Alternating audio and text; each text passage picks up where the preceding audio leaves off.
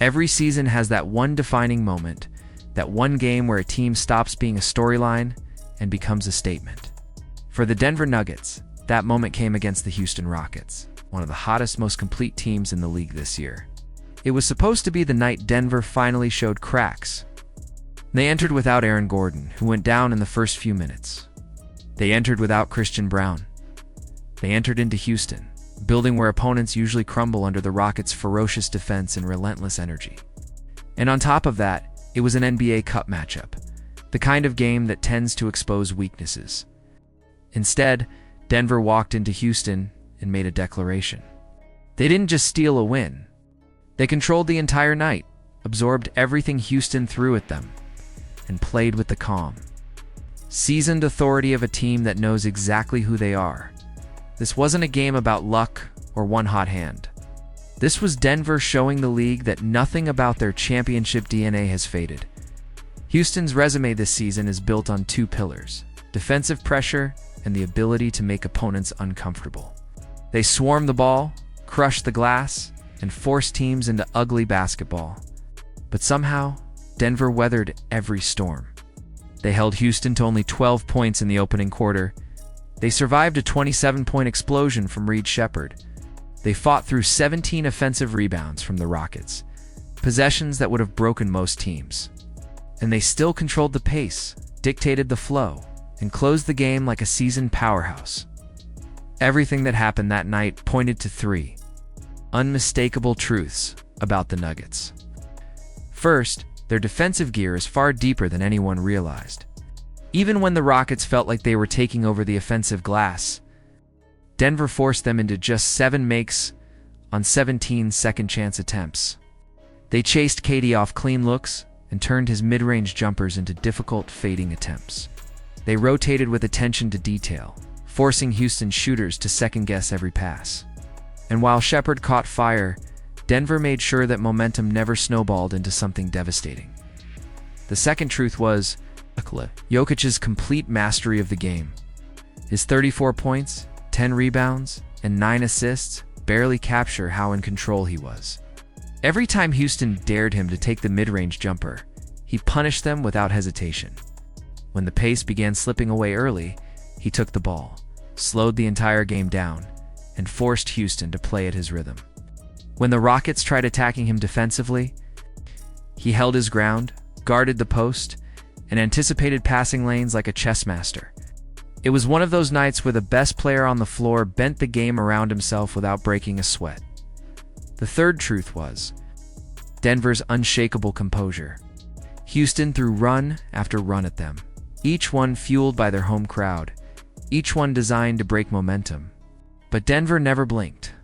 They absorbed pressure, responded at the right moments, and handled the night like a team that has seen everything, survived everything, and learned how to win in every possible situation. When you win games like this on the road, without key players, against an elite opponent playing with urgency, it becomes impossible to deny the bigger picture. This team is real, and they are far from finished. What Jokic did against the Rockets wasn't an isolated performance. It was a snapshot of an entire season of dominance. Nearly 30 points, 13 rebounds, 11 assists, and almost 2 steals per game on absurd efficiency. He's shooting over 40% from 3. And the mid-range numbers are downright cruel, hitting around 2/3 of his attempts from inside 16 feet. He moves at his own pace, dribbles with a fluidity that shouldn't belong to someone his size, and reaches specific scoring spots with such consistency that defenses have run out of ideas. There's no answer for him, and every team knows it. Denver's offensive rating jumps by over 22 points when Jokic is on the floor. One of the highest impacts in the league, their net rating skyrockets, and yet the most startling development is his defense. The outdated idea that Jokic is a liability on that end has finally dissolved. His positioning, his discipline, his ability to anticipate plays before they unfold has turned him into a genuine defensive anchor. He's not flying around like an elite rim protector, but he is timing rotations, shutting down passes, using his anticipation like a weapon, and making Denver's defense one of the best in the league. The Nuggets spent the offseason talking about their desire to become a great defensive team, aiming for a top 10 ranking. At first, it sounded ambitious. They didn't add flashy defensive specialists, and their personnel didn't scream lockdown potential. But they stuck with the plan. What has emerged is far better than anyone expected. Denver quietly climbed into the top 5 for defensive rating, holding teams well below their season averages. Their point-of-attack defense is tighter. Their communication is sharper. Their help rotations are instant. And Jokic is right at the center of all of it, reading plays before they happen and rotating with surgical precision. The game against Houston highlighted the true extent of that transformation. Holding one of the league's best offenses to 12 points in a quarter isn't an accident. It's structure. It's discipline. It's an identity that has been drilled in for months. But perhaps the most surprising evolution for Denver has been the bench unit. The non-Jokic minutes have long been their biggest weakness, the recurring problem that haunted every playoff run. Last season, the drop-off was brutal, especially in the postseason when their net rating cratered without him on the floor. This season, things are changing. They're not perfect, but they're far better. Peyton Watson has emerged as a real rotational defender. Spencer Jones provides size, steadiness, and mistake-free basketball. Tim Hardaway Jr. offers quick scoring. Jonas Valanciunas provides strength and structure when Jokic rests. And Bruce Brown's return has reignited that connective energy they haven't had since their championship run. They're not collapsing anymore when the big man sits.